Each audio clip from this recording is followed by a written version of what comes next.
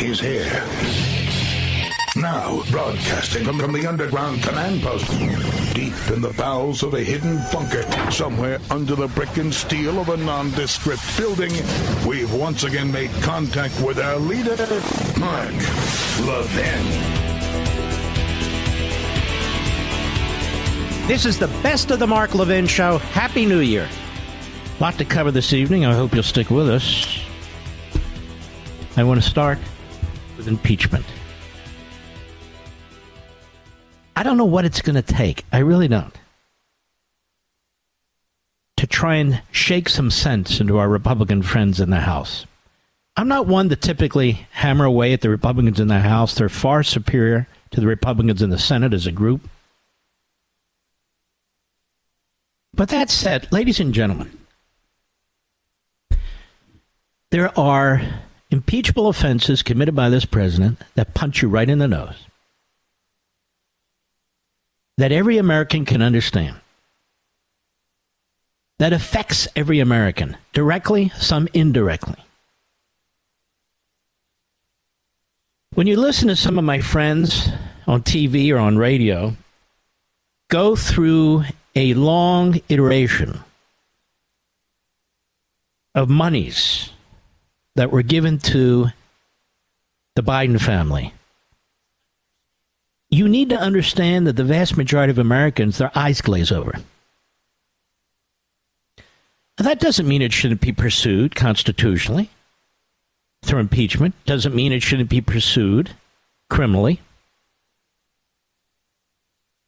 But you're selling impeachment, which is not a criminal process, the removal of a president of the United States.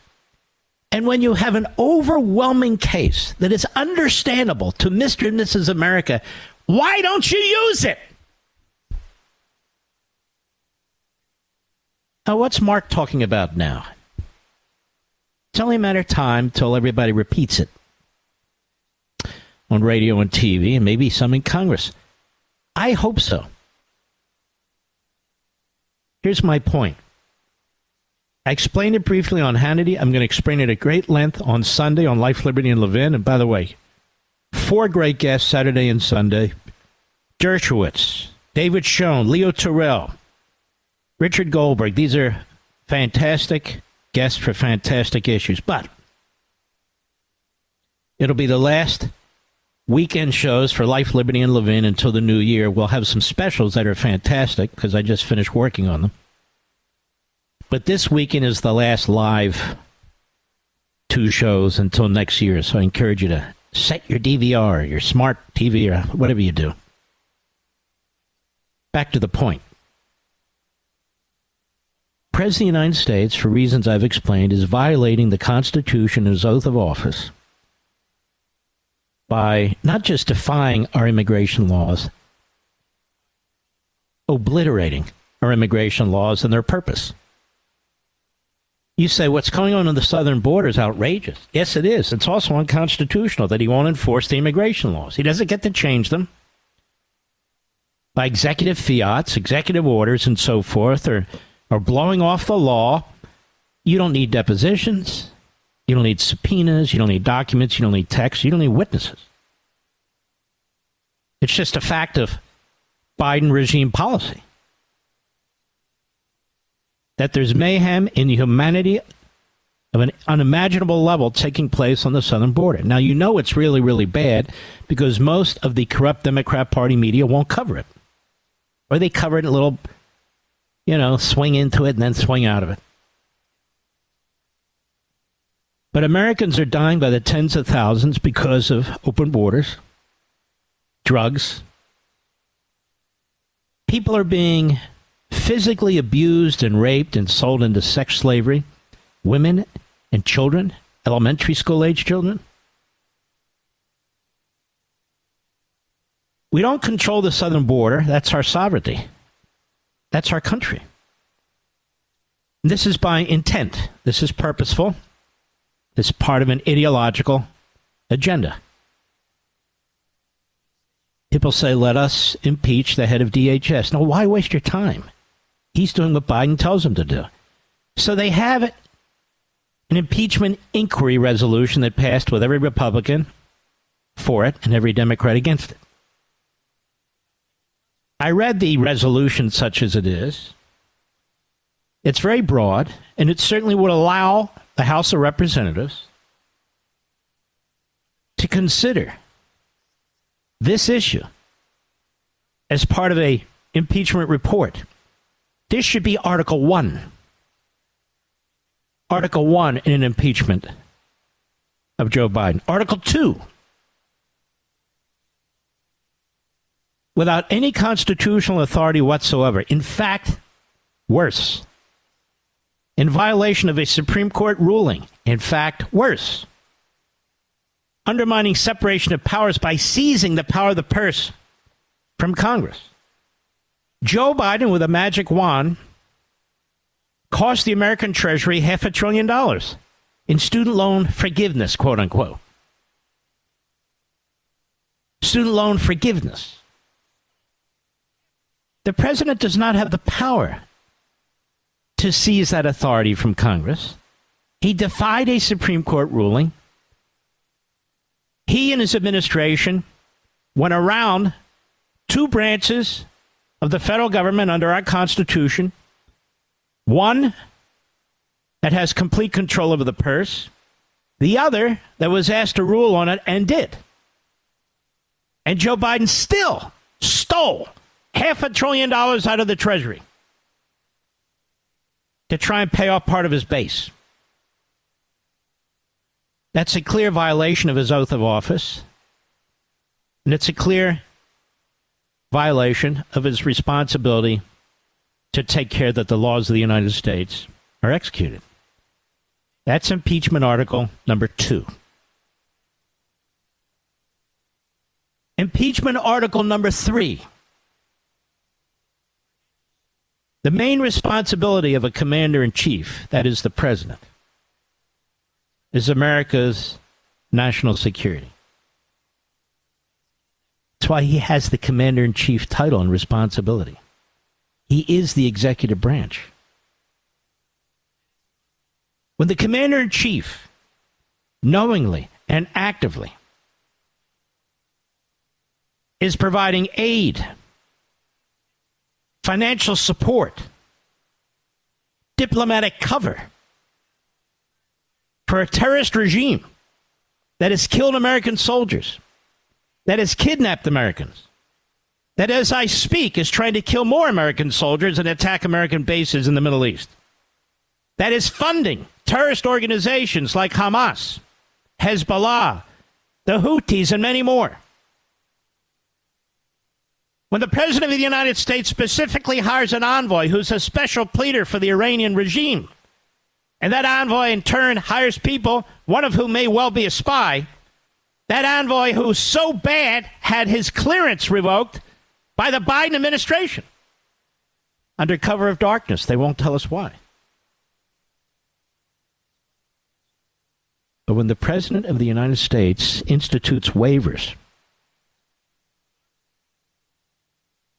on a regime that ensures that tens of billions of dollars will pour into its coffers, that in turn takes that money and helps build weapons for Russia to attack Ukraine, that has built an alliance with North Korea, built an alliance with Communist China, and is funding all this terrorism, these attacks on Americans, when a president of the United States rearms this regime, rearms it,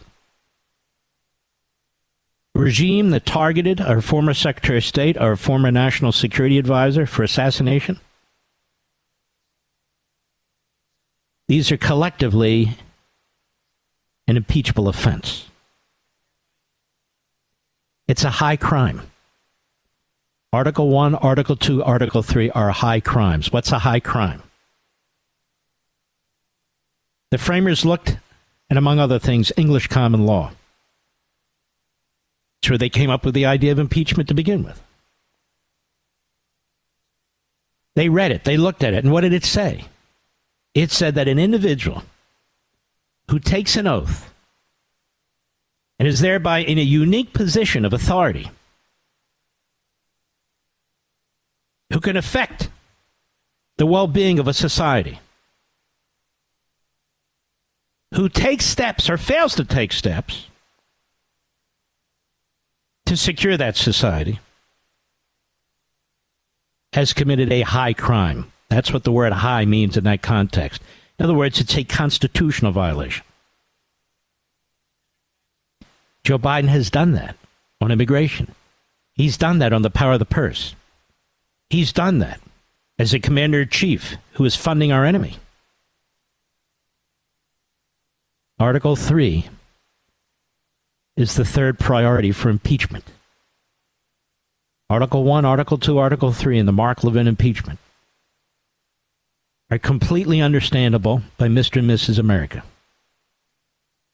Let the Democrats and the media and the other members of the Praetorian Guard circle their wagons and try and protect their president. They will fail. These are black and white issues. These are good and bad issues. These are good and evil issues, right and wrong issues. And in every case, there's no need for subpoenas, documents, texts, phone records, witnesses. It's a matter of policy, the official policy of the Biden regime to do these things. To do these things. And then you can have Article 4, which is discussed endlessly on cable, where the 1, 2, or 3 chairmen of the various committees are brought in, where they speak quickly and talk about Devon Archer and this, that, and the other. They have a very strong case, I think, against Biden. Apparently Chuck Grassley can't see it, but then again, that's not the standard. But Chuck Grassley can see Mark's Article 1. Chuck Grassley can see Mark's Article 2. Chuck Grassley can see Mark's Article 3. And it becomes an imperative, an obligation of members of Congress who also take a different oath of office, but one that is close enough to the oath that the president takes, that they have an absolute obligation to vote an impeachment and indictment of Joe Biden for the deaths, the rapes, the chaos, the economic consequences, what happens in our schools, law enforcement with illegal immigration. They have an absolute obligation to prevent a president of the United States from seizing power under our Constitution from another branch of government. They have an absolute obligation to impeach, indict, and really remove an American commander-in-chief who is subsidizing, who is funding our enemy. Neville Chamberlain appeased Hitler, peace in our time. But he didn't send funds to Hitler. He didn't send funds to Hitler's surrogates. He didn't subsidize Hitler by lifting waivers on sanctions. He didn't subsidize Hitler through international organizations. But that's exactly what Joe Biden is doing. The Islamo-Nazis in Tehran, in Gaza, in Lebanon, in Yemen, and all around the world. The American people see it and can understand it. Even those who aren't focused on politics. Article 4, the issues being discussed on the Hill and on cable and radio, they can't follow that. And when you have Democrats in the media really gumming up the works, claiming there's nothing here, lying about it, covering it up, makes it even harder. Again, it should, in fact, be Article 4 of impeachment. Because the Bidens sold Big Daddy's office. They made over $30 million. And if people don't want to believe that, they're blind to it. But people will believe and do understand the first 3 articles. I am pleading this case over and over and over again. to the Republicans. Get your act together. You've got a strong, strong case if you do it right. I'll be right back. Mark Levin.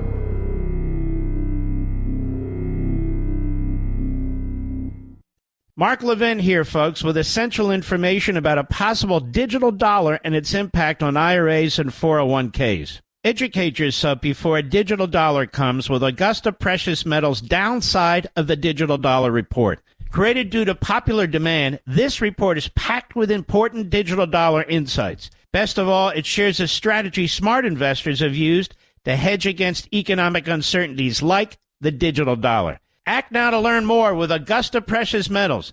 Do it for your financial future. Receive the free Downside of the Digital Dollar Report today by texting Levin to 68592. That's Levin to 68592. Again, text Levin to 68592 or go to AugustaPreciousMetals.com.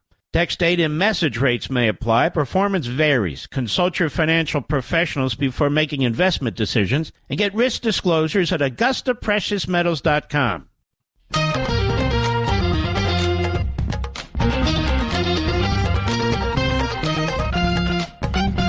You're listening to the Best of the Mark Levin Show. Happy New Year.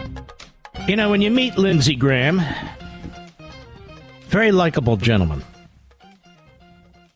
Very likable guy. But sometimes our friend Lindsey says and does pretty stupid stuff. Doesn't mean he's not a nice guy. Doesn't even mean his intentions are bad. But I watched a video where he was praising the hell out of Qatar. Qatar is a monarchy, in effect.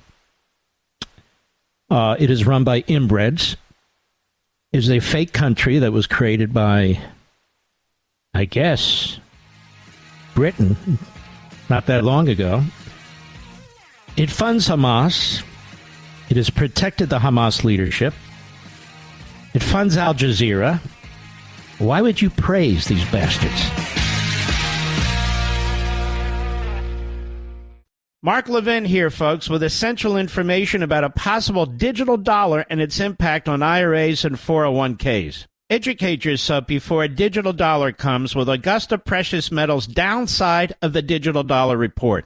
Created due to popular demand, this report is packed with important digital dollar insights. Best of all, it shares a strategy smart investors have used to hedge against economic uncertainties like the digital dollar. Act now to learn more with Augusta Precious Metals. Do it for your financial future. Receive the free Downside of the Digital Dollar Report today by texting Levin to 68592. That's Levin to 68592. Again, text Levin to 68592 or go to AugustaPreciousMetals.com. Text data and message rates may apply. Performance varies. Consult your financial professionals before making investment decisions and get risk disclosures at AugustaPreciousMetals.com.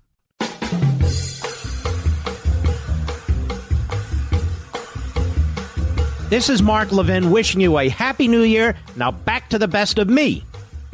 You know, when we come back from the holidays, begin our new year, we may have to lead a Levin surge here to press the Republicans in the House to get this right. Sometimes I think they suffer from their own Stockholm Syndrome, Mr. Producer. They get so enmeshed and entrenched in their own weeds that they can't see the forest. Again, for the 4,000th time, I'm not saying they shouldn't pursue the selling of Joe Biden's office. It's very, very important. But there's three things they're overlooking that should be priorities in any impeachment investigation. And they're there. They're low-hanging fruit. And the impact that these things are having on the American people, it's significant. It's very significant. You know, Jim Trusty is a friend of mine. Before I knew Jim, I would watch him from time to time on Fox. I often said, who is this guy? He's damn good. And he is damn good. And he has his own blog, which is also damn good. And it's ifralaw.com, ifrah law.com. And there's a piece on there today, so I'm going to read this to you. In most U.S. district courts, the trial date for a defendant who is not incarcerated is typically many months and often easily over a year from the time of his or her initial appearance after indictment. Many trials are resolved by plea agreements without ever having set a real trial date. There's lip service to the constitutional notion of a speedy trial. The easily avoidable clock ticking under a statutory speedy trial framework, but of the single-digit small percentage of cases that actually proceed to trial, most wait 12 to 18 months or more, depending on the complexity, for the actual onset of the trial. The scheduling of former President Trump's criminal case in Washington, however, is shaping out to be quite different than almost any other prosecution in American history.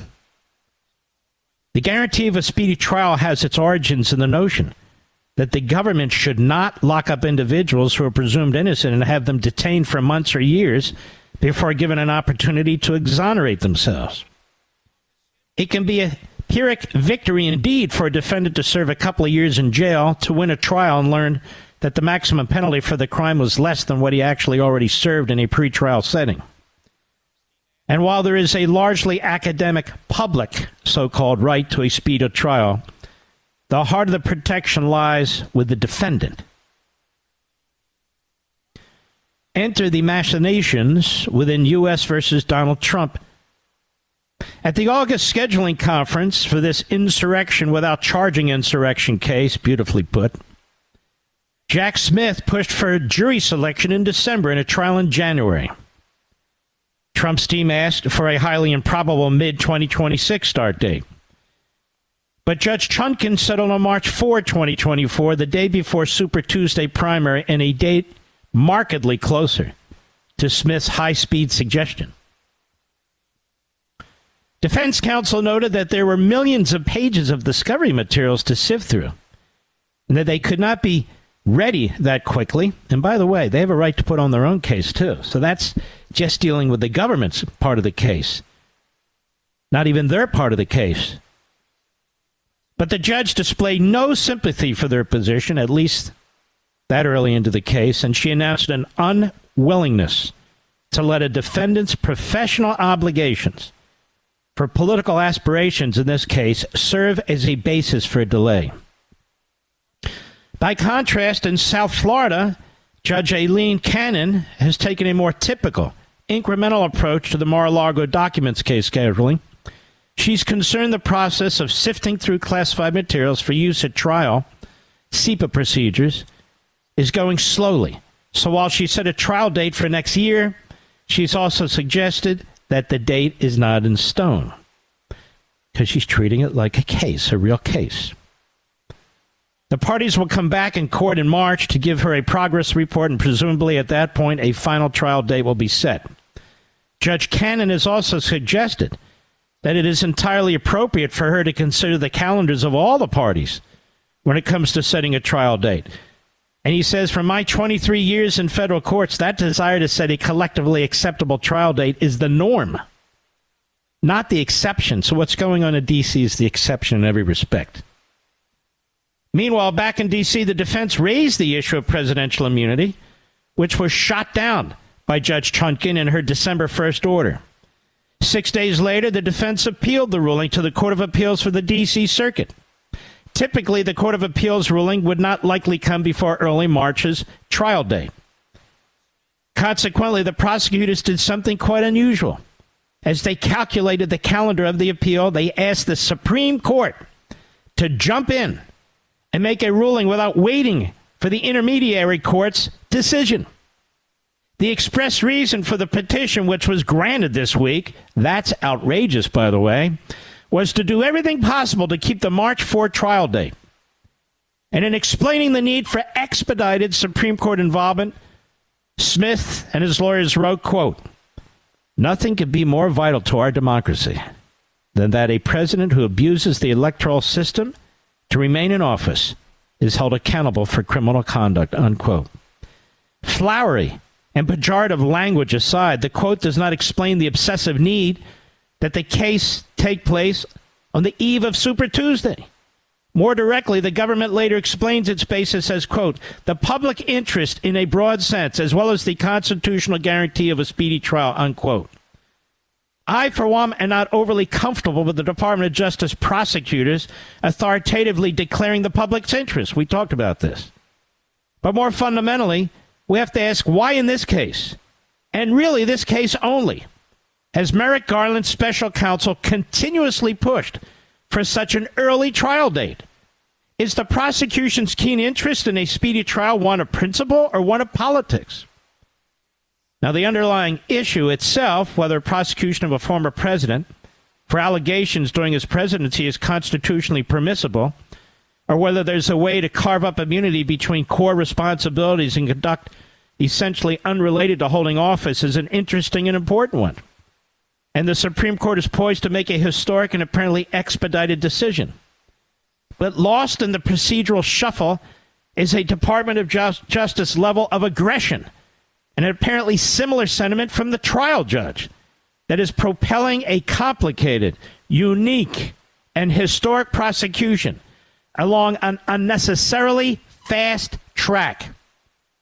Whatever the verdict and any outcome on the appeal, a rush to convict and imprison a presidential candidate before the election will cause more systemic damage to our criminal justice system than would displays of fairness and patience. Very well said. Now let me take the baton from there. That's the process. He's 100% right. Now let me go to the substance. What is this issue? Well, Jack Smith is always pushing the edge of the envelope. He's always looking for ways to twist the law, to creatively apply a law that doesn't apply, like the Klansman Act. He's always putting courts in a position to make fundamental decisions. And in the case of the district court in Washington, and quite frankly, the circuit panel, 2 Obama appointees, 1 Biden appointee, were more than happy to go along. So what's at stake? According to Judge Chutkan, Donald Trump's not a king, and just because he was president and made some decisions when he was president doesn't mean he's immune from prosecution for making those decisions when he was president. Now think about that. Not only has that never been litigated, think about how dangerous that is. All because they're trying to convict him in Washington, D.C. using 4 preposterous statutes that have nothing to do with insurrection or seditious conspiracy, even though he's arguing the case, making the case for both without having been forced to prove it on these other charges that they're bringing. That is an abomination. But anything goes in Judge Chutkan's courtroom because she knows, well, maybe she'll be appealed in reverse, but it'll be okay because she, in her mind, is stopping Hitler. Worse than Hitler. But back to the point. The reason sitting presidents are not to be indicted, and there's several important reasons, is not because the Constitution says it, because the Constitution doesn't say anything. It's because it's been agreed by Republican and Democrat departments of justice alike, attorneys general alike, and it's been agreed for more than half a century that you can't charge a sitting president because he is the executive branch. He's the third branch of government. You cannot allow unelected prosecutors, unelected judges, unelected trial juries to decapitate the executive branch. The President of the United States and the Vice President of the United States are the only people in our body politic where the American people vote for as a whole population, not like a senator or a congressman or what have you. So number one, the thinking is you cannot allow a prosecutor or a judge to do such a thing that clearly violates the intention of the framers when they set up three branches of government. Number two, if you're just your typical defendant and you're charged of a crime, you fight for your life, you fight for your freedom, you fight for your reputation, you fight to keep your house. You have to be focused on it 100% of the time. You're up against the United States government. It has endless resources, endless prosecutors. It leaks like a sieve to the media. It's a frightening thing. Now, when you're president of the United States and you're indicted and they're trying to do that to you too, actually put you in prison while you're president of the United States, you have all these responsibilities to the country. You are the third branch of government. It's not all the bureaucracy. You're the third branch of government. You're the only person elected by the body politic as a whole.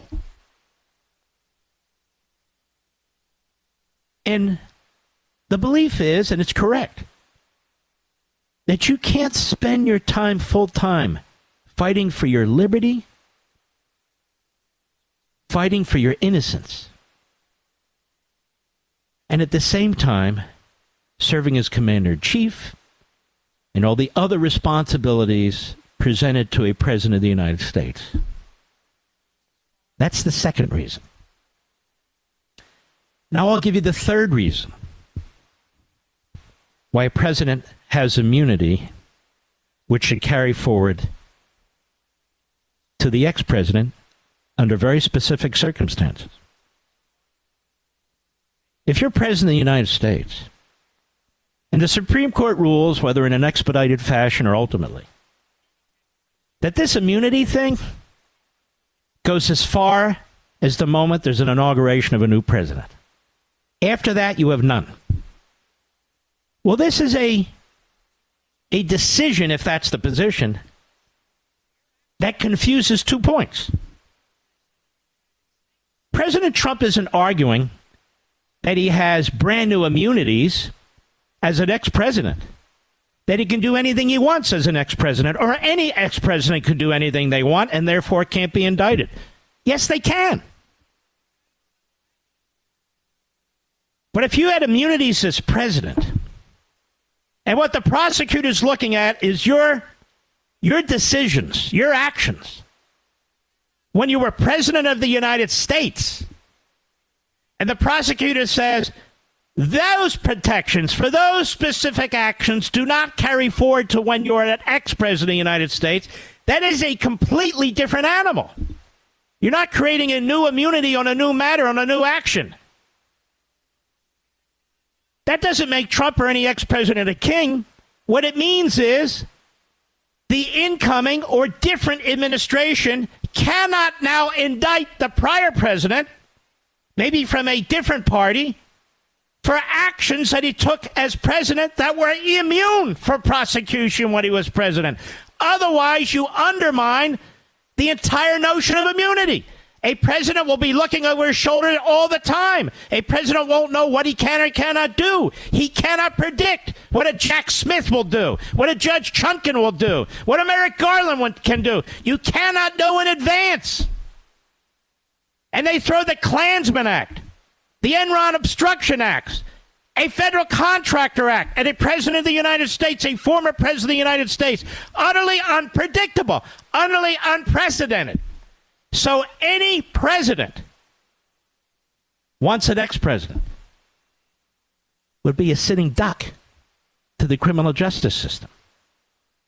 Because that new administration might go through all the decisions that president made, including some controversial ones, including some they disagree with, and argue, excuse me, what you did in office was illegal. Now that you're not president, we're going to indict you. Now you can understand the disastrous impact that this can have. I'll be right back. Mark Levin.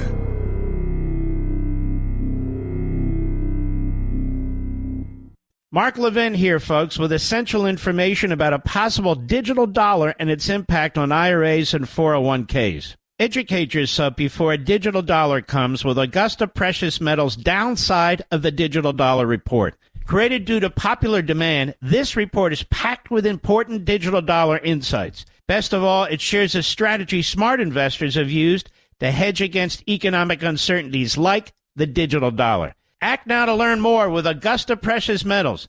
Do it for your financial future. Receive the free Downside of the Digital Dollar Report today by texting Levin to 68592. That's Levin to 68592. Again, text Levin to 68592 or go to AugustaPreciousMetals.com. Text data and message rates may apply. Performance varies. Consult your financial professionals before making investment decisions and get risk disclosures at AugustaPreciousMetals.com.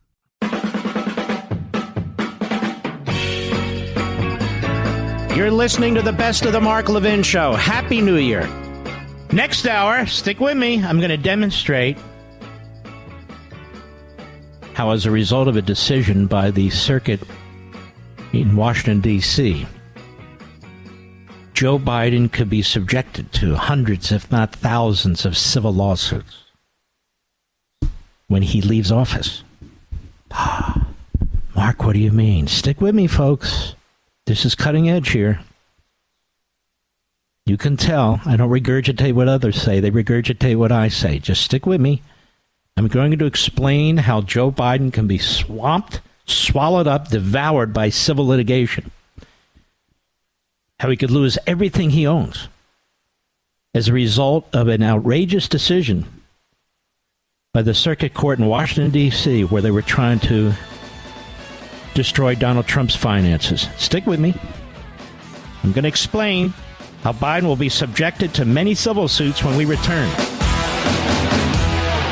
This segment of the podcast is exclusively sponsored by Pure Talk. Pure Talk offers great coverage and can save your family money on your wireless bill every single month. Go to puretalk.com to find the plan that's right for you. Thank you again for listening, and thank you so much for this sponsorship, Pure Talk. He's here. He's here.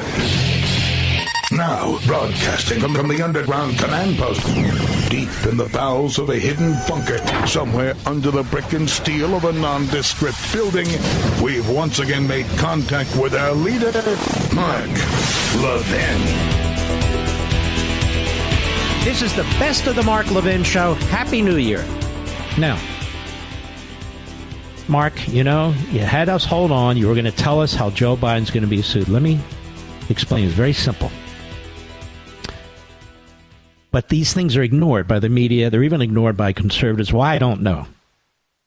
But this is my area. This is my focus. It has been all my life. The circuit court in the District of Columbia, the appellate court, a panel on that court, typically a majority Democrat, because under Harry Reid and Obama, they expanded the court and they packed the court with Democrats. This is what they do. This is why a Republican, particularly a Donald Trump, really doesn't have a chance in that jurisdiction. So Donald Trump was sued. He was sued by a police officer who alleges that he was harmed on January 6th. He was sued by a member of Congress who alleges he was harmed on January 6th. Even though, despite all the investigations and the charges and so forth on the criminal side, there's simply no evidence that Donald Trump had anything to do linking him to any violence that occurred on January 6th. Nobody has been able to draw that conclusion other than to give a hyperbolic opinion, like a Dizzy Lizzie Cheney or that. But there's nothing to support it. Nothing. In fact, the evidence is otherwise. You don't offer the National Guard if you're telling civilians to violently attack the Capitol building, and on and on and on. I don't want to relitigate that, but here's the point. You would think, okay, look, you can't do that. Now that Trump's out of office, he can be sued. That kind of an allegation could be made, and the court ruled yes. Yes. If you can assert damages, material damages, and you have a colorable argument where you believe you can link Donald Trump to it, you have a right to your day in court. You believe that, Mr. Producer? So the Washington, D.C. Circuit Court, overwhelmingly Democrat, threw the door wide open and said, yes, you can sue Trump civilly, Mr. Police Officer, even though he never harmed you, even though he never told anybody to harm you, even though he's not charged with any kind of a violent crime or supporting any kind of a violent crime. You can make the allegation and you'll have standing and you can bring the lawsuit against Donald Trump. Oh, and so can you, Mr. Member of Congress. You can do the same thing. Wow. Really? So I got to thinking. Joe Biden's policies in violating the Constitution, federal immigration statutes, his policies of having a wide open border have created mayhem. Mayhem have cost people in the aggregate billions. Look at the property owners on the border and beyond, the ranchers, the damage that has been done, the criminality, the assaults, the stealing, the robbing. People have been killed. People have been raped. Young people have died from fentanyl. The border's wide open. We've never seen anything like this in American history. So I got to thinking, if it is the view of what's considered, in a strange way, the second highest court in America, the Circuit Court in Washington, D.C. It's not formally, but it's thought of that way because it hears all these cases involving the government. Well, then that applies to Joe Biden. And in fact, it applies to Joe Biden much more directly than the ruling of that panel on that circuit court against Trump. What do I mean? Joe Biden's policies of having an open border are intentional. Joe Biden's policies of breaking immigration laws, as well as the Constitution, therefore, are intentional. Joe Biden knows that the consequences of his policies lead to violence and death and so forth and so on. The statistics don't lie, and you're not blind to the video. Joe Biden has been asked over and over again, please uphold the immigration laws, secure the border. He will not do it. There is a more direct and material link between Joe Biden and what he's doing and the anarchy and mayhem and so forth that's occurring in our country, on our southern border and now our northern border.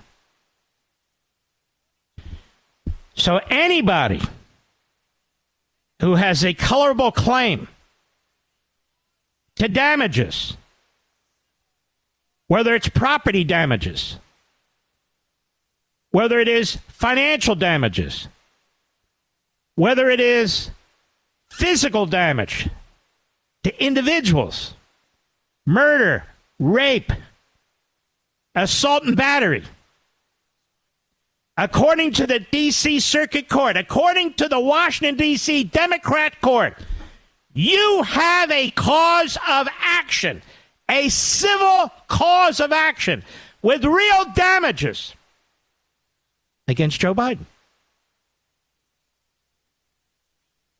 That's what the court said. They didn't say only against Donald Trump. No, that's what the court said. And so I would encourage people out there, when Joe Biden leaves, by hook or by crook, to consult a competent lawyer, to look at the precedent that was created by the D.C. Circuit Court of Appeals panel. Read the decision. And then cite it. And if competent counsel agrees, sue him for damages in federal civil court. As a matter of fact, sue him in state court. I mean, that seems to be okay. They brought a RICO case involving President Trump. I'm sure in Georgia and elsewhere you can bring a civil case If they can bring a criminal case at the state level, you could probably bring a civil case against Joe Biden, I would argue. So the door is wide open now, Mr. Producer. Wide open. And if the Supreme Court is stupid enough, and I don't put it past the Chief Justice, he's got a spell over this Barrett. She's been a complete disappointment. And Kavanaugh, depending on the day, can either be a hero or a coward. It just depends. If this court rules, either by expedited decision or even through the usual appellate process, that a president's immunity for acts that he undertook as president does not follow him as ex-president. Again, we're not talking about new actions as an ex-president having immunity. Obviously, that's not the case. Then Joe Biden can be indicted by the next administration for anything they think he should be indicted for, because the immunity of the official actions, like it or not, that he took as the time of president will no longer be protected from criminal prosecution when he's out. That's how dangerous that precedent is. But these courts are creating precedent now that can and must be applied to Joe Biden, the Democrat administrations. They must be, if we have any hope of getting our criminal justice system back. I remember many years ago, a few decades ago, there was the Independent Counsel statute. It was passed in 1978. Good government statute, don't you know? Barney Frank, I don't know what happened to him. Carl Levin, a reprobate, partisan hack, both of them. This was their statute. And everything was being criminalized. They created a special court where independent counsel cases would go, where cases could be heard. An independent counsel was independent, literally, from the executive branch, any oversight whatsoever, could spend whatever he or she wanted. There was no way to pull it in because they were a separate entity within our constitutional construct, which clearly made it illegal. But there was only one justice, just one, when it was challenged. When the case was used against Ted Olson, only one justice who said, no, this is unconstitutional. It was Antonin Scalia. All the other justices said it was fine. So the Democrats were having a blast. This law was being used mostly against Republicans. It was used against Ronald Reagan to try and take him out. They tried to take out my dear mentor and friend Ed Meese with the independent counsel statute. With him, they had 2 independent counsel investigations going. You know, they really despised him. One's not enough. And so you had all these independent counsel investigations going on. And then what happened? Bill Clinton came into office with his beautiful bride, Hillary. And independent counsel investigation after independent counsel investigation, the statute had a hair trigger. This good government statute had a hair trigger. And even Janet Reno, who didn't want to do it, had to keep assigning one case after another for an independent counsel investigation. And she assigned most of them to the late, great, and I mean great, Ken Starr. The Democrats were outraged. This statute wasn't intended to apply to Bill Clinton. But it was. And you had a secret court. How do I know all this? Because I was lead counsel for Attorney General Meese when he left office in the Iran-Contra matter. I, as part of Landmark, but I litigated the case. I litigated in front of a secret court that was created. All kinds of abuses of power committed by the independent counsel, the use of grand jury information, and well beyond. The entire statute was unconstitutional. It was un-American. So both parties finally agreed in Congress, both parties, to let the law lapse. It had a time frame to let it lapse. And it died because of mutual assured destruction. And I'm circling back to this decision by the D.C. Circuit panel. That sure, you can sue Donald Trump if you make an allegation. You'll have standing. Just colorable. You don't have to have actual connections that Donald Trump caused the assault that occurred to this police officer, and Donald Trump caused the assault that accused that this member of Congress has accused Trump of being involved in. Sure. Okay, then now the door is wide open. Anybody assaulted, anybody damaged as a result of the open border policies put in place by this president, I would argue, as a civil cause of action, which will destroy the Biden family and take every single penny they have. Just the nature of the beast. The libs and the Democrats did this, not me. I'll be right back. Mark Levin.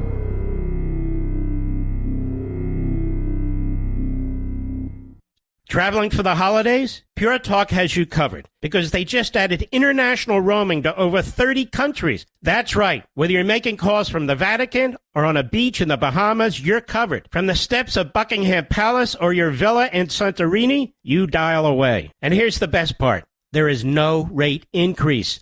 Pure Talk still saves the average family almost $1,000 a year with plans starting at just $20 a month. And they put you on America's most dependable 5G network, so the coverage is second to none. So don't delay, folks. Switch to Pure Talk, a veteran-owned wireless company with simply the best U.S. customer service team. Now with international roaming to over 30 countries. Go to puretalk.com/Levin. That's puretalk.com/LEVIN to make the switch, and you'll save an additional 50% off your first month. That's big. That's puretalk.com/Levin to start saving on wireless right now.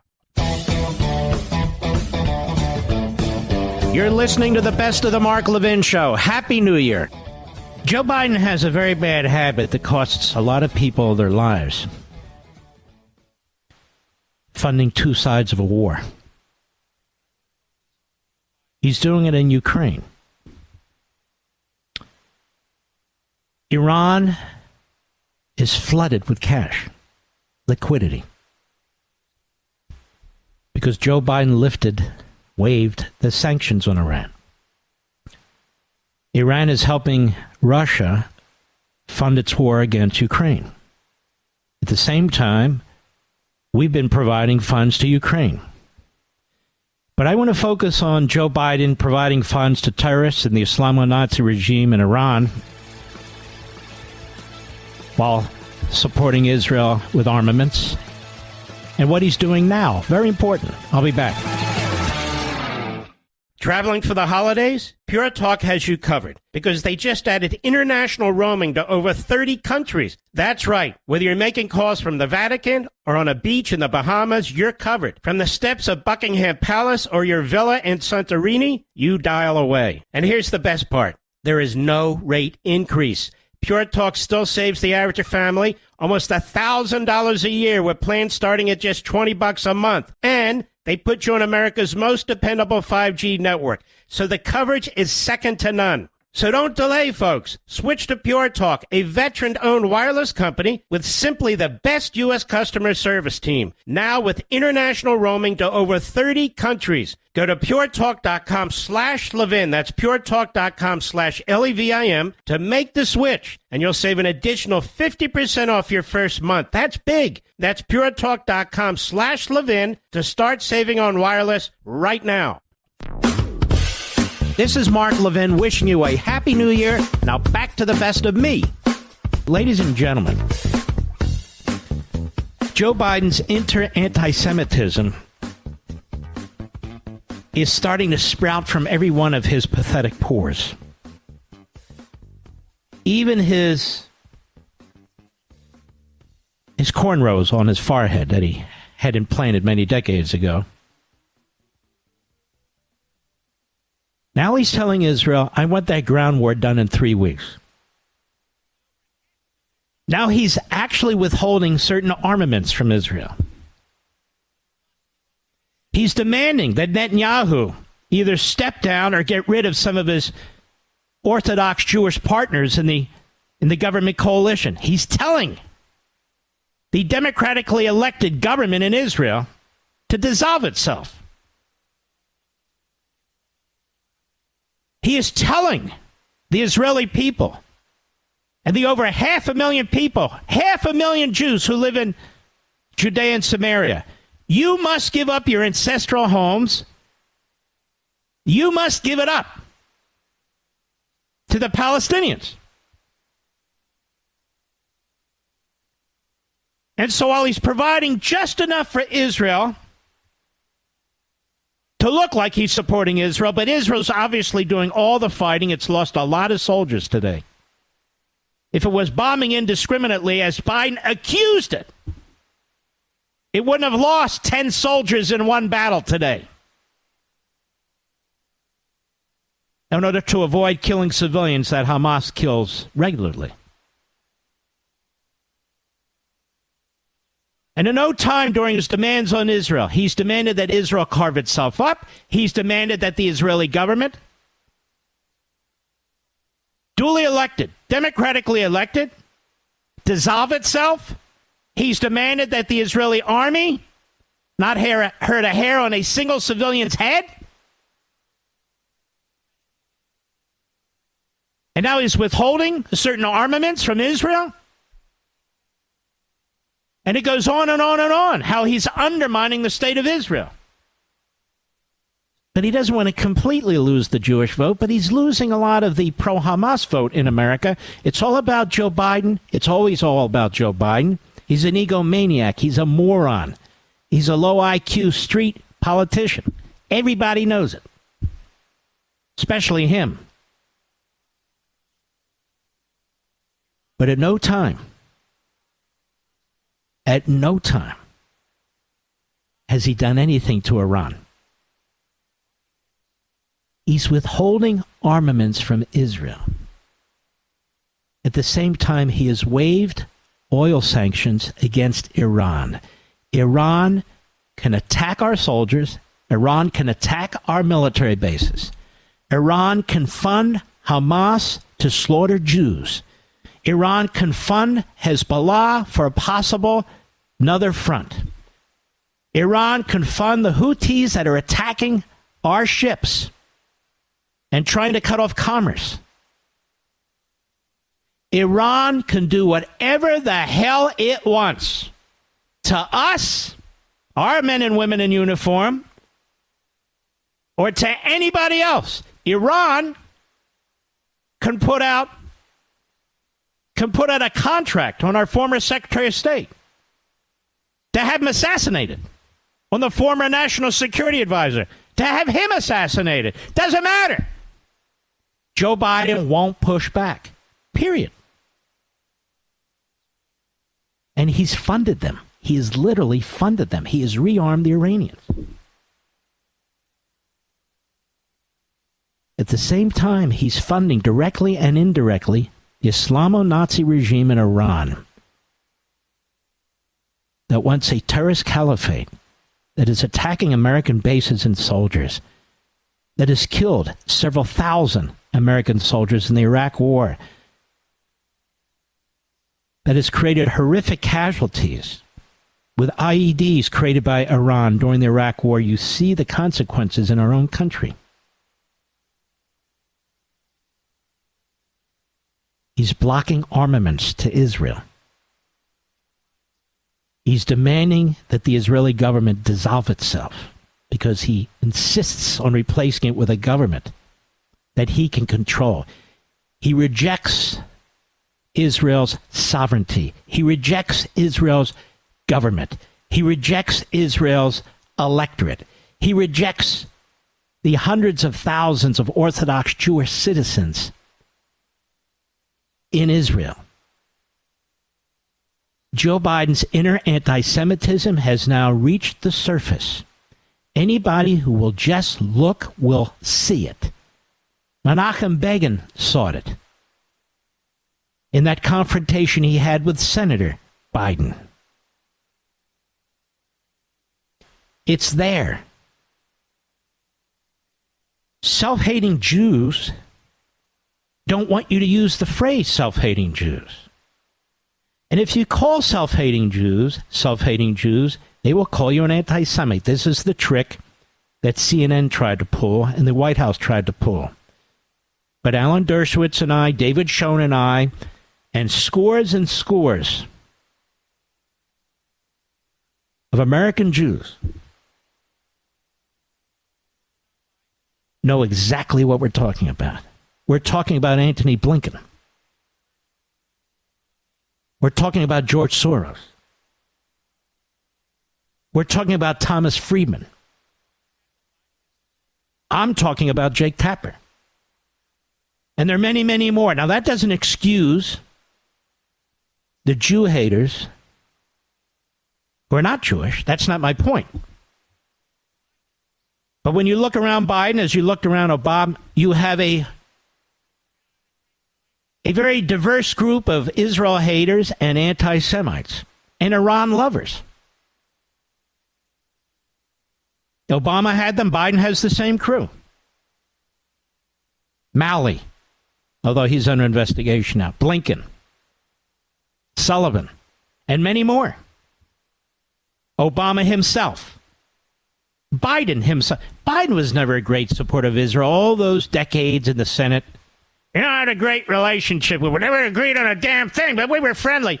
He hates Netanyahu because Netanyahu is the Churchill of Israel.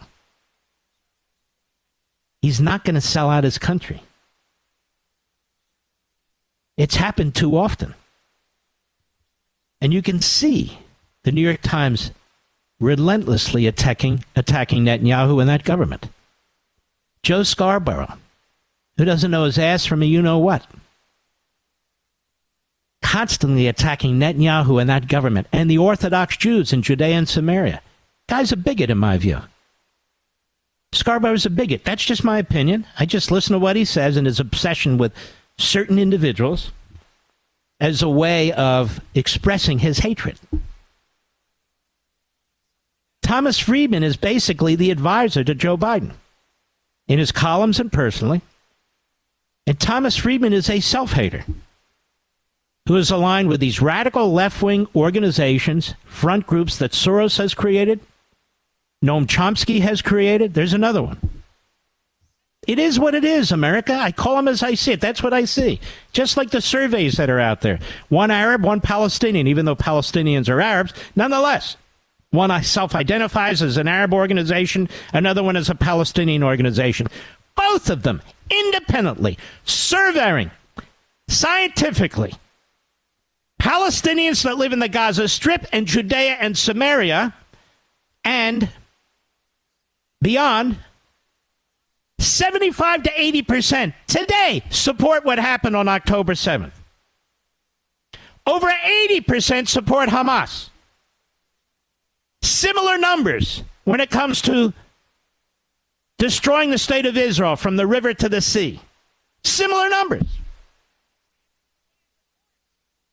I'm not supposed to mention that? Why wouldn't I mention that? I don't have to go along with CNN, Hamas's favorite network. In fact, one of the reasons Hamas slaughters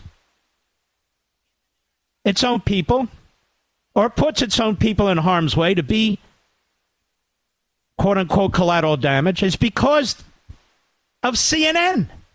CNN has blood on its hands for the way it reports. So does MSNBC and the New York Times. These things go on in order to influence the Democrats dressed up as reporters and guests and journalists and contributors on those two cable networks, in the New York Times and in the Washington Post. How do we know? They do it every damn time. That's how we know. How is it that Joe Biden isn't held to account for any of this? Hamas didn't attack Israel when Trump was president. The Houthis didn't attack us when Trump was president. Trump put them on the terrorist list. Biden comes in and takes the Houthis off the terrorist list. This insane so-called foreign policy. And Biden's not held to account for anything. For any of the attacks on the American military, for any of the deaths in Gaza, for any of the deaths in Israel, and yet he has blood on his hands. And so what does he do? In typical Biden cowardice, he blames the victim. It's Israel, it's the Jews, it's Netanyahu. If they'd only listen to what I say, Biden, if they would only do what I tell them to do, there'd be peace in our time. He's worse than Neville Chamberlain. As I said, Chamberlain didn't help fund the Nazis. Biden is funding the modern-day Nazis. He funds both sides of wars, all sides of wars. This man needs to be impeached. I'll be right back. Mark Levin.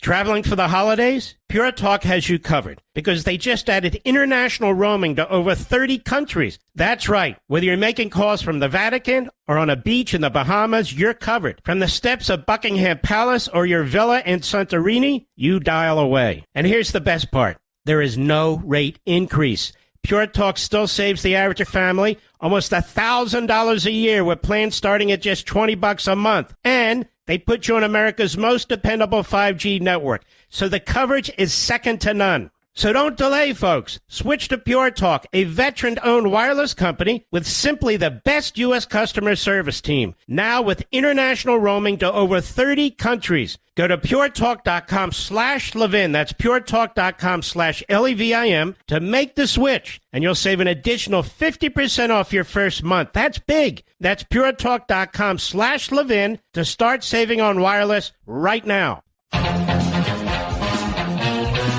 You're listening to the best of the Mark Levin Show. Happy New Year. Isn't it amazing? I've been giving this a lot of thought, too. They talk about MAGA Republicans, Biden, CNN, MSNBC, reprobate Republicans turned Democrats, reprobate Republicans turned, well, still Republican. MAGA as if they're Nazis. Everybody who supports Trump, Dizzy Lizzy, anybody who supports Trump, Kingsinger, the media, you might as well be wearing white robes and dress up like Democrats of old. But don't you dare cite a scientific survey, not just one but two, that demonstrate conclusively that the overwhelming, vast majority of Palestinians in Gaza and Judea and Samaria are Jew-hating, anti-Semite racists. That's what the polling shows. I challenge any media outlet, every media outlet, this coming Sunday, your reprobate hosts, both surveys, with the graphs, show them to the American people. Show them to the world. Discuss the findings. Explain who conducted the surveys. Do it. Or are you just going to sit there and talk about MAGA? Frauds and phonies and fakes. And they were in the 30s and 40s, which helped lead to the Holocaust. When we got the Holocaust, they covered it up. Virtually every damn news outlet at the time. And their great hero, Franklin Roosevelt, wanted them to cover it up. We've been here before. This is the stench of the 1930s and 40s. This is the stench of the Democrat Party, the skunks. Everywhere they go. I'll be right back.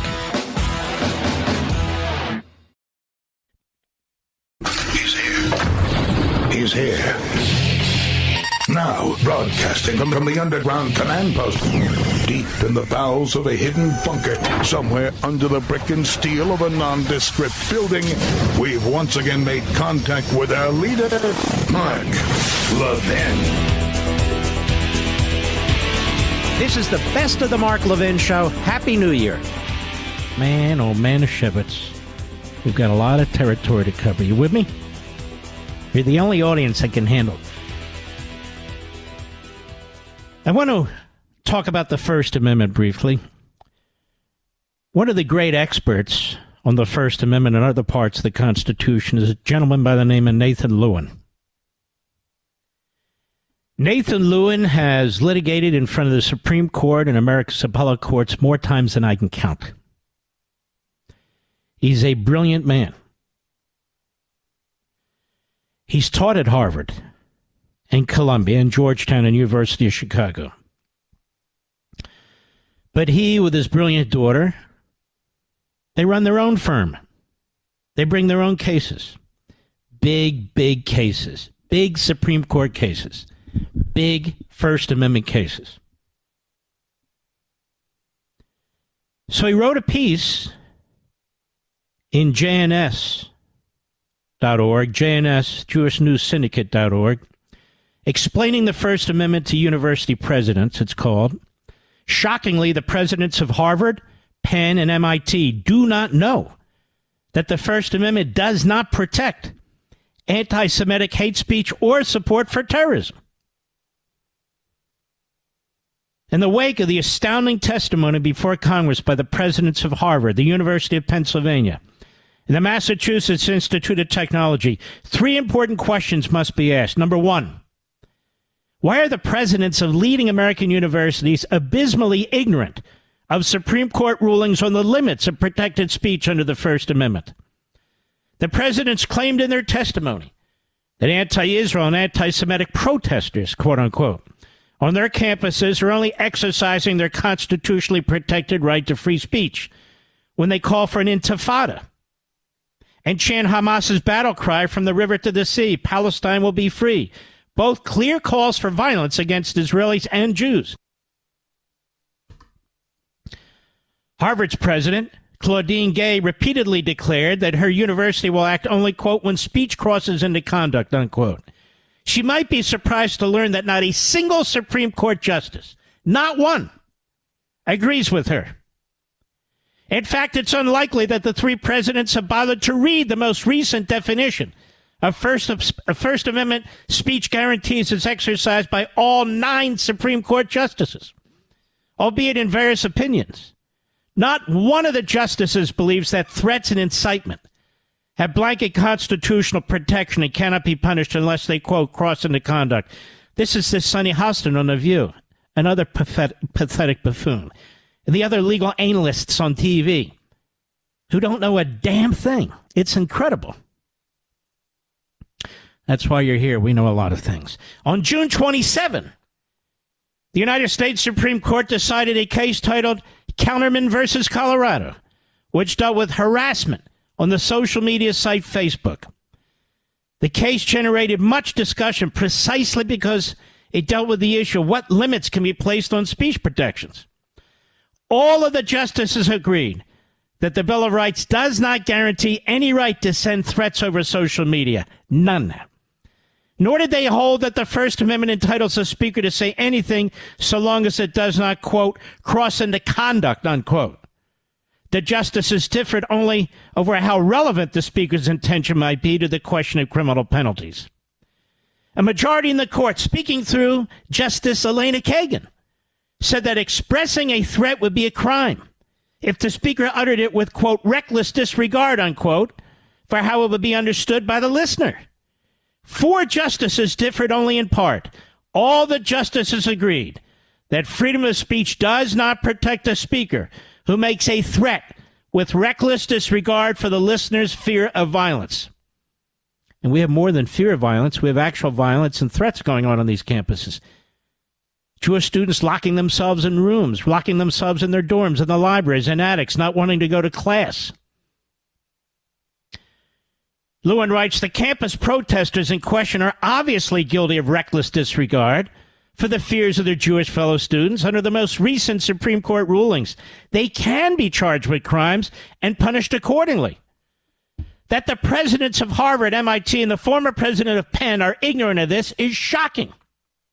Number two, why are major donors to these universities only terminating future grants rather than demanding that billions of dollars in past donations be refunded?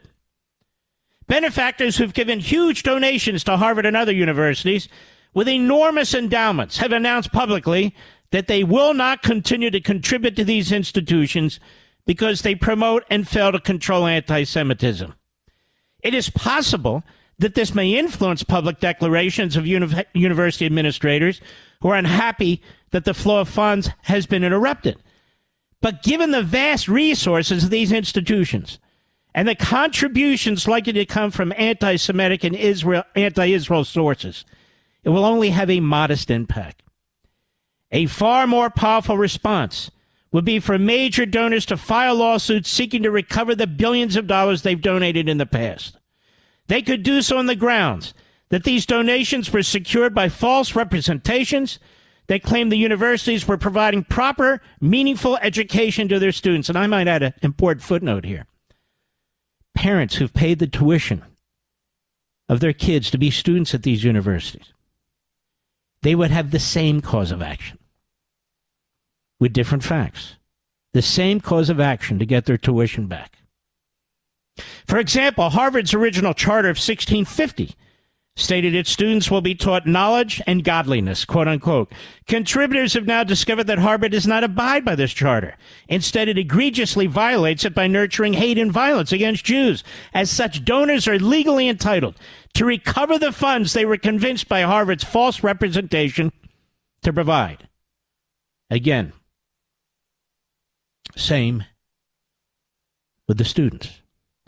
And three, and finally, why are no federal grand juries investigating the probable violations of American anti-terrorist laws committed by organizers and participants in pro-Hamas public protests? In 1996, Congress enacted the Anti-Terrorism and Effective Death Penalty Act, which makes it a criminal offense to provide, quote, material support to foreign terrorist organizations, unquote. Violating this law can be punished with a long prison sentence. The Supreme Court, with Chief Justice John Roberts writing for a 6-person majority, upheld the law in 2010 and rejected claims that its restriction of, quote, material support, unquote, for terrorism violated First Amendment rights of free speech and free association. The case is Holder versus Humanitarian Law Project in 2010.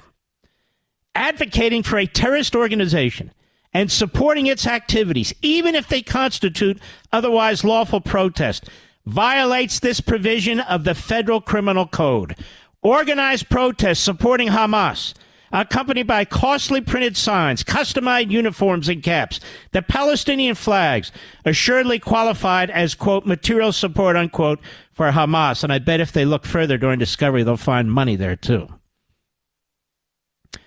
So Nat Lewin asks this: why has the Department of Justice under Attorney General Merrick Garland, a descendant of Holocaust survivors, failed to initiate a federal investigation into these probable violations of America's anti-terrorism laws?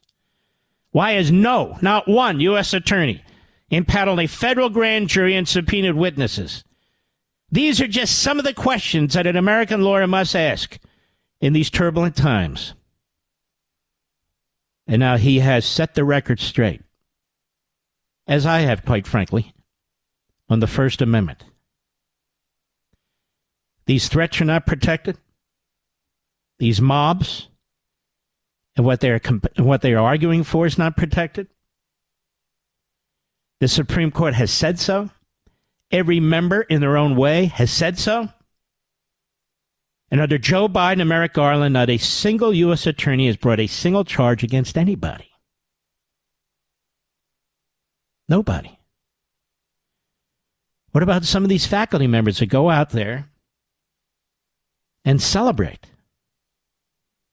these threats and the violence and Hamas, a terrorist organization? I said before, we're not required to fund this. In America, we're not required to provide safe havens for homegrown and foreign supporters of terrorists and terrorism and turn the other cheek. That's not academic freedom. That's not free speech. That's quite the contrary. And so things that can be done are not being done by the Department of Justice, by Joe Biden, by not a single U.S. attorney in the United States, not one of the 93, none of them. I'll be right back. Mark Levin.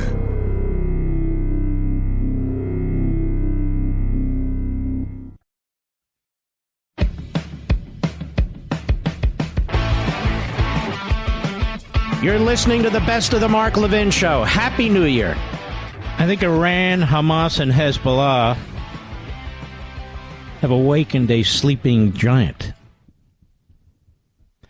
In a horrific way, of course. Israel has warned Hamas. Now, once they defeat, Hezbollah,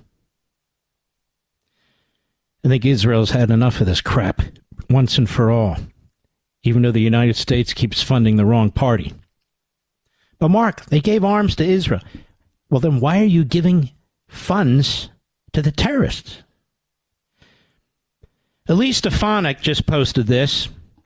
The Democrats are circling the wagons around these presidents of these universities, giving aid and comfort, therefore, to Hamas and for anti-Semitism. The Democrat Party in America does hate America. I've tried to explain it at great length, both here on TV and certainly in my book. And Representative Elise Stefanik tweets the following: desperate and deranged Democrats are now attacking us for uniting the country around calls for these university presidents to be fired. Here are the facts. Congresswoman Kathy Manning approached me on the House floor with a rough draft for a joint letter to the boards of MIT, Harvard, and Penn. I told her I would like to review and would likely have many edits to strengthen the language. My office sent back significant edits to the Manning office, who went radio silent while we circulated it among Republican members. Our offices then decided to go in different directions with two separate versions of the letter. When Representative Manning did not want to call for the firing of the presidents, among other significant edits, she refused to accept. This is something that happens every day on Capitol Hill. Our updated version of the stronger letter with significant edits got much more bipartisan support because it was the right thing to do. Because Kathy Manning got much less support for her weaker letter, she's now trying to do a hit piece to help panic Democrats who are clearly on the wrong side of history, protecting these university presidents, while the mainstream media is refusing to cover the actual plagiarism of Claudine Gay. What about that, Tapper? Tapper's such a puke. Let's just be honest. Let's just be honest. He's a fraud, a phony, and a fink. Wolf Blitzer. Same damn thing. Mika Brzezinski. An IQ of negative 74, which is at least better than her husband, Joe, with a negative IQ of 178. He is sort of the anti-Mensa, if you know what I mean, Mr. Producer. He's like the anti-Mensa. He's a clown. There's a lot more going on out here, too. Let me get to this. Hold on one second. The computer has computered out. 500 faculty members have come to the defense of Gay. She's credibly accused of plagiarism. Even before she was credibly accused of plagiarism, her scholarship is almost non-existent. She is a DEI-appointed president. That's who she is. She doesn't have the grand qualifications to be the president of Harvard, and Harvard could care less. Harvard's busy discriminating against Asian Americans, blocking so many of them from getting admitted into their college. Very, very busy protecting the Hamas network and the Hamas supported faculty and students from doing what they do. And there's a great piece in the tablet. And in the tablet, they say, well, isn't it time to get to the bottom of what Harvard actually does? With all the taxpayer money it gets, with all the donations it gets, tax deductible. Isn't it time to get to the bottom of this? I think it is. In fact, I think it's past time to get to the bottom, and not just that, but all the rest of them. They take in hundreds of billions of dollars of taxpayer money with no accountability whatsoever. That's going to end. That has to end, in my opinion. Americans' views of Hamas and Israel, with Republicans' support for Israel, is very, very strong. Very, very strong. Hamas, the militant Palestinian group, opposition to it a lot, 65%, a little, 9%.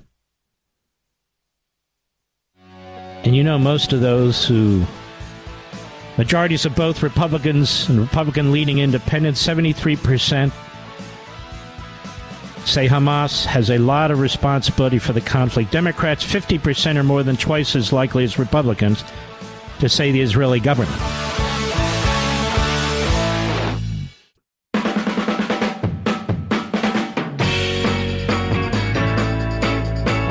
This is Mark Levin wishing you a Happy New Year. Now back to the best of me. Almost 9 years ago, when I was on Sean Hannity's program, I had something to say about Obama and anti-Semitism. Of course, Media Matters, when they highlighted it, thought they were smearing me. No, we appreciate the publicity Media Matters gave us, because it's very much a pro-Soros organization, anti-Semitic, anti-black, bigoted, anti-gay. At least that's what the president of Media Matters has been, certainly in the past, and now he tries to walk it back. But he can't walk it back. He is who he is. He's a grotesque, loathsome bottom dweller.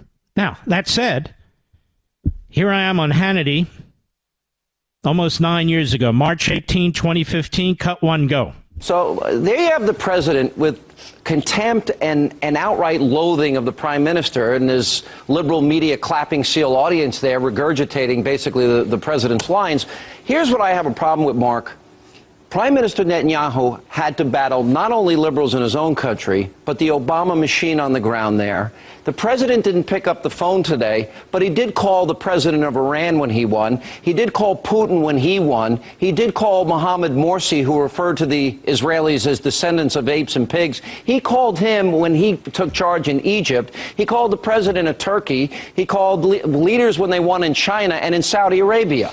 Why can't he pick up a phone and call our number one ally and the only democracy in the region? Why? He just said it. He doesn't like democracy. He doesn't like Congress. He's got a pen and a phone, and when Congress doesn't do what he says, he's off doing his best Benito Mussolini.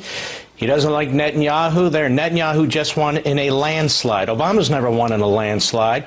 The American people rose up in November and told Obama how they are disgusted with his programs and his policies, and what did he do? He turned around and spat in our faces.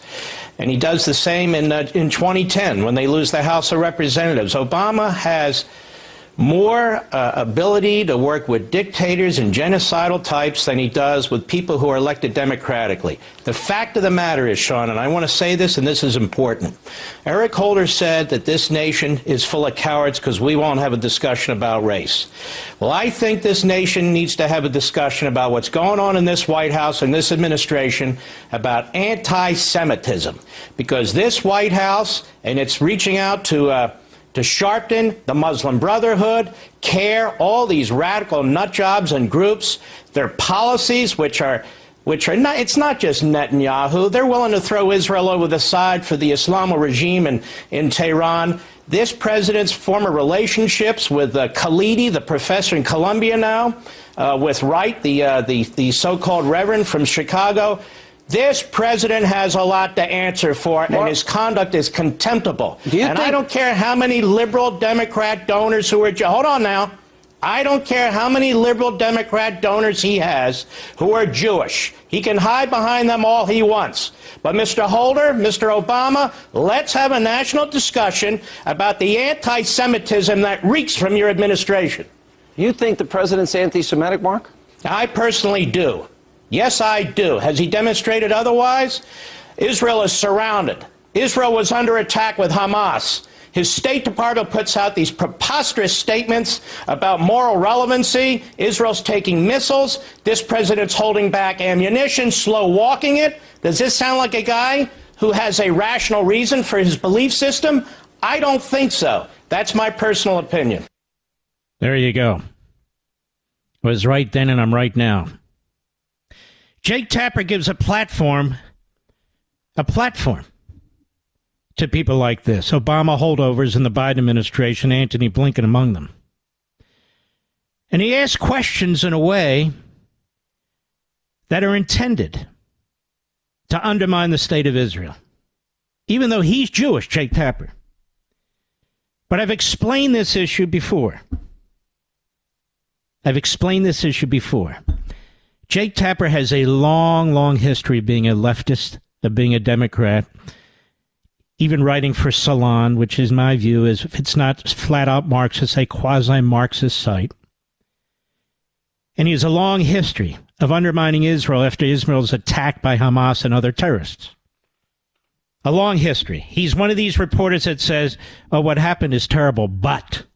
He's a but reporter, not B-U-T-T, but B-U-T. And here he is with Antony Blinken on his Sunday show that has literally, well, not literally, almost literally no viewers. Cut to go.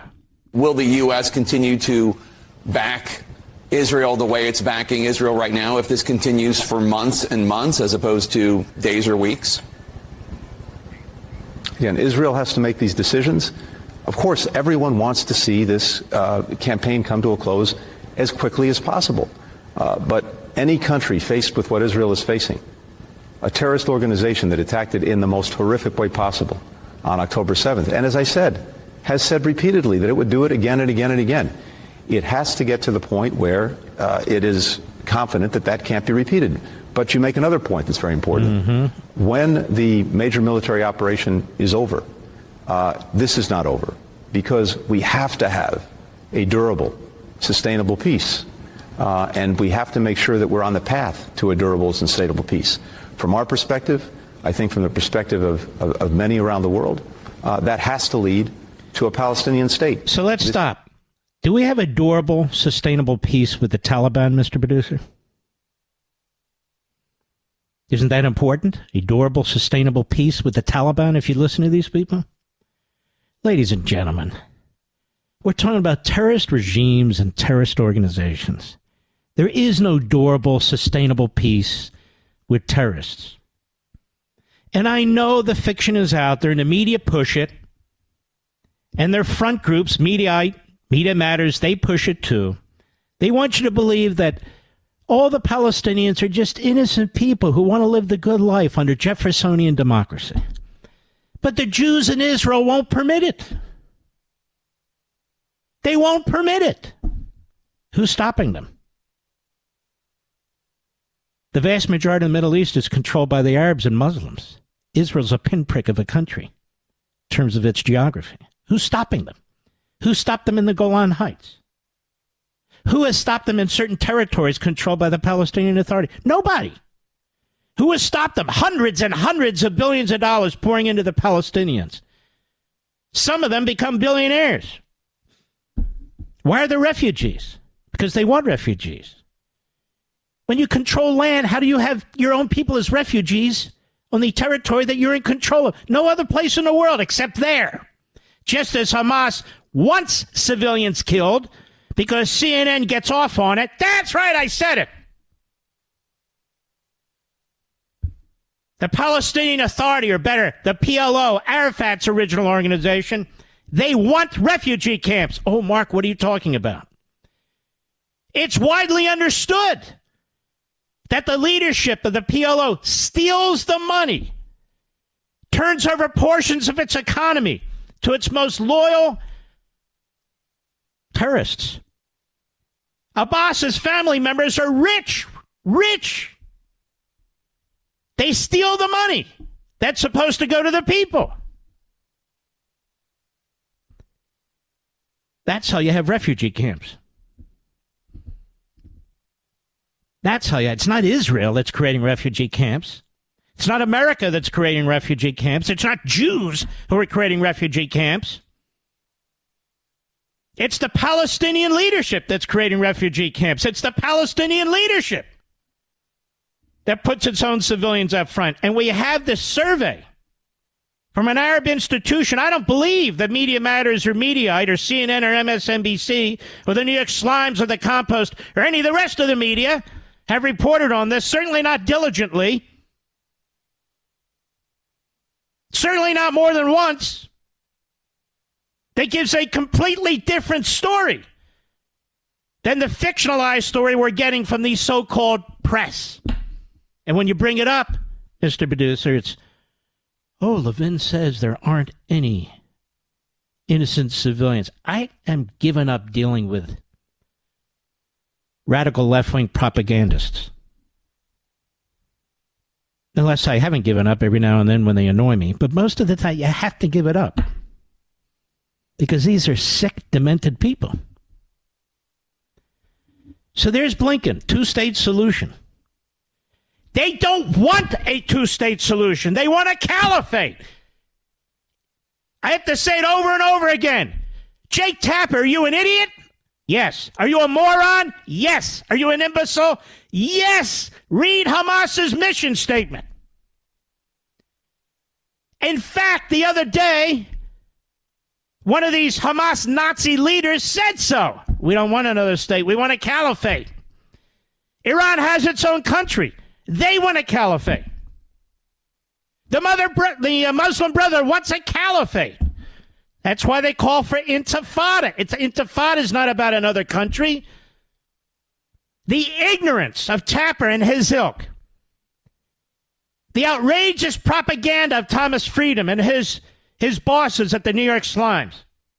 The insidiousness of Bernie Sanders' Marxism has no limits. They tell you what they want. They show you what they're going to do. It's not a secret. So why are there apologists in the American media? Why are there apologists in our State Department?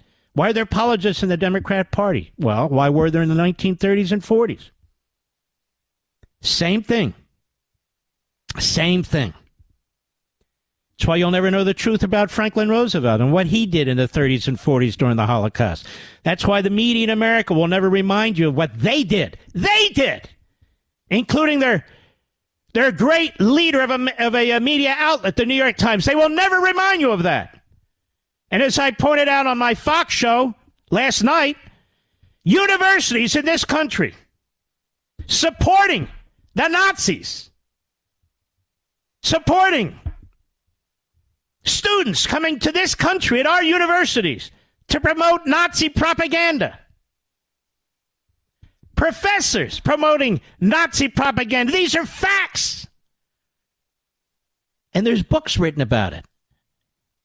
I know. These people are distracted by other books that show genitalia, what you can do with genitalia. Read the books! They're out there. It's unbelievable. Then, Blinken's on ABC's This Week with Obama supporting Martha Raddatz. Cut 3, go. If you're continuing to send these weapons without any accounting for how they are used except talking to the Israeli... So she is a Democrat. She's regurgitating what the radical Hamas-supporting anti-Israel wing of the Democrat Party is saying. There's no accountability for Israel using these weapons. There's no accountability. Does she mention that this administration is funding Iran and there's no accountability for what they do with their money? Not a word. Not a damn word. Or UNRWA and the money that's flowing into Hamas? And what's happening with that money, using it for weapons and tunnels? Not a damn word. It's the Israeli Jews. They need to be controlled. Don't you understand? Go ahead. What other leverage can you use to make sure they take greater care in this campaign? Isn't this sickening? She's got the IQ of a 15-watt bulb, regurgitating the lines from the radical left from Bernie Sanders. It's like they're all in a cabal. They all say the same thing. They don't want Israel to win. That's the bottom line. But Israel's winning. Israel's winning. And the Hamas leadership is freaking out. And Hezbollah is picking it up. They're starting to fire more missiles. And Israel just warned Hezbollah, we'll kick your ass too. And so Raditz and the Democrats and the Marxists in Congress and elsewhere and the clowns in the media are saying, can't you control Israel? While their favorite president and administration is funding the enemy. Go ahead. Martha, we're focused on two things. Shut up, you idiot. I'll be right back. Mark Levin.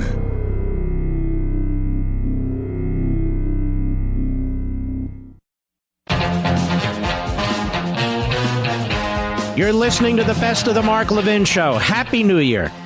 Well, here we be. Here we be. Bernie Sanders on Deface the Nation. So it's all over the Sunday shows. All over the Sunday shows. Same propaganda. Why would you ask Bernie Sanders to go on national TV? Who does he represent? Comes from Vermont, a beautiful state the size of most counties. Just saying. He's a Marxist. And yet, Face the Nation wants his opinion, Margaret Brennan, on what he thinks about Israel. We already know what he thinks about Israel. He hates Netanyahu, and he keeps talking the religious parties, keeps talking about them as extremists, and Netanyahu's a racist, and he believes in apartheid, and all the rest. These are lies. So the only reason, possible reason, Face the Nation, CBS, Margaret Brennan bring him on is because they want him to repeat himself. Now, this is a guy that has embraced every communist regime since he was in college. Now, he'll distance himself from them once people find, wait a minute, they murdered 4 million people. Oh, I mean, wait a minute. It's a guy that honeymoons in Moscow. This is a guy who supported Castro, defended Castro. But he hates Netanyahu. What does that tell? Why is this man considered a legitimate voice? He's actually not even a Democrat. He's a democratic socialist, a.k.a. he's a Marxist. So why do they bring him on to spew his Israel hate and his American hate in the past? Why do they do that? You know why. Cut 4, go. Secretary of State Antony Blinken said that he sees a gap between Israel's stated intent of limiting civilian casualties and reality. And the Secretary of Defense said they could face a strategic defeat given civilian casualties. Yeah, this is amazing to me. First of all, Blinken knows nothing about military operations. This is a man who basically was in Washington, D.C. the vast majority of his life, except for those occasions when he was at Poison Ivy League schools. And by the way, I want to thank my brothers and sisters at Fox for picking that up. It's very good. Poison Ivy colleges. They used to call them Ivy League schools because of the ivy that grew on their buildings, you know. Anyway, putting that aside, and I'm glad that it's being repeated, by the way, it's important. We salute our armed forces, police officers, firefighters, emergency personnel, freedom fighters all over the world, and that includes Ukraine, our brothers and sisters in Israel. And I salute you folks. God bless each and every one of you, and I'll see you tomorrow.